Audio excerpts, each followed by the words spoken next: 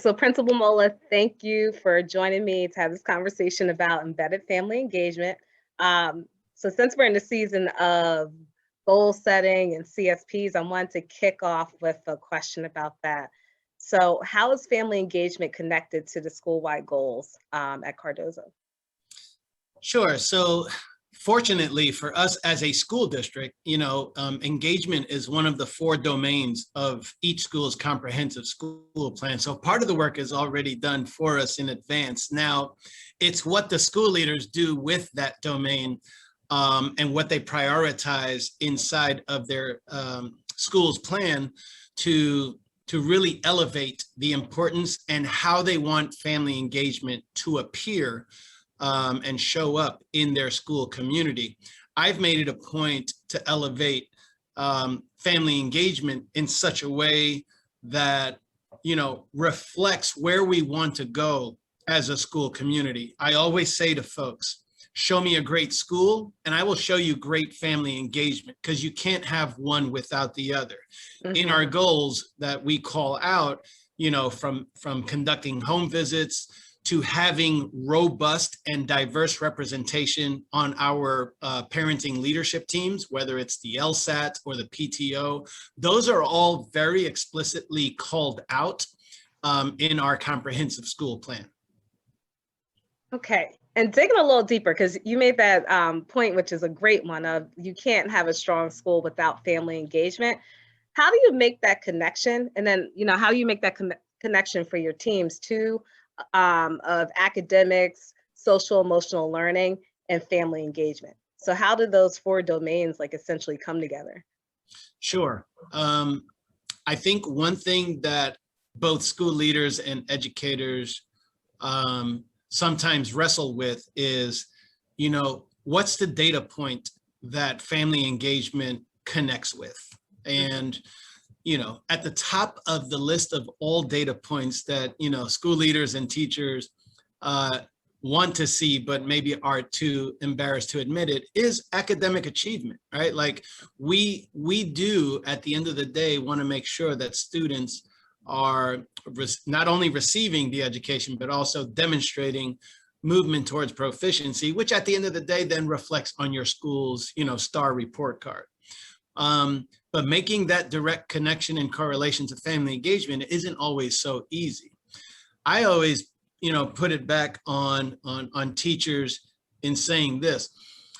Have you ever noticed, with students whose parents you have a tight connection with, or parents that are accessible and seem to be advocates, right, for the classroom? You ever notice how more times than not, the way you get through to that student is usually more efficient and effective. The delivery of the product that students tend to turn out is usually, on a higher scale. Mm-hmm. And all of that has to do with that relationship that you have developed with the parents. Sadly, we usually rely on those relationships to be organically developed, whereas, that would create greatness in pockets. But yeah, if you want to make it a greatness as a system, then you would need to really articulate how you want teachers to forge those relationships with parents, because mm-hmm. that's what you're going to get out of the students. When I was the principal at Bancroft, our first year we had an issue with suspensions. It was pretty high. We noticed that the deeper we went into family engagement with creating positive ongoing relationships, mm-hmm. we noticed a direct correlation to behavior outcomes. Why was that? Because this teacher has a relationship with that parent, and they are talking now more than just about what went wrong today, but also about what's going to be happening next week and for the rest of the term. All right, so that's great. And then you got into another question that we had on the tool, which gets into the systems and structures. And I would love for you to speak a little bit about some of those systems and structures that you have in place currently to support family engagement. Yeah.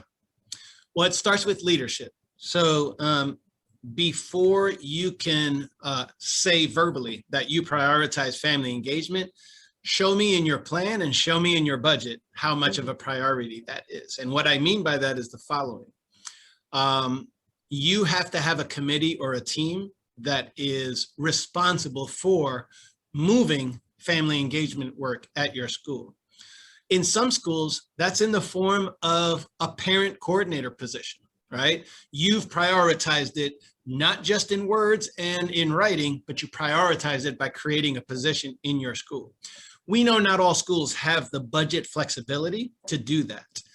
Well, then the next step that Cardozo took, short of that, is having a family engagement leadership team meant having teacher leads identified as being members of that team, as well as an administrator who oversees the work of that team. This communicates very loudly to the school community that, leadership is prioritizing family engagement, not just on paper, but with human capital.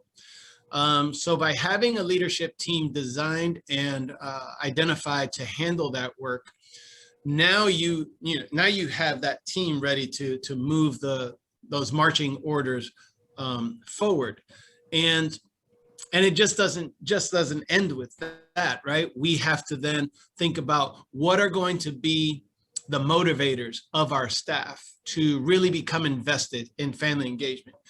And I know this is going to sound shallow, on the surface level, but stick with me on this.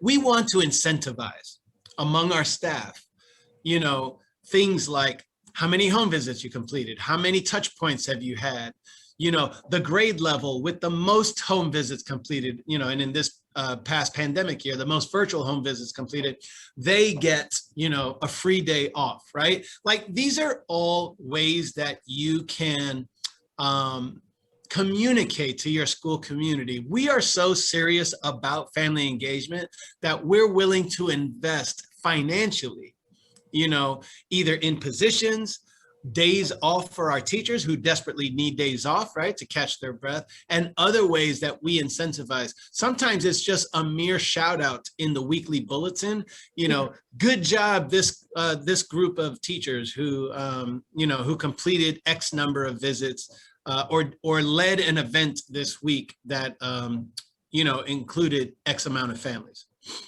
Okay. So I'm hearing a lot of great things. You have the leadership starting from the top, and then you have different layers of leadership, from your administrators to teacher leads that are in those positions. And who doesn't love a little friendly competition or some motivate? I love free stuff. So I'm like, the opportunity to, be able to have those things as well, are great. And then you're saying like the kudos and the shout outs, and you have those so that, you're celebrating staff too.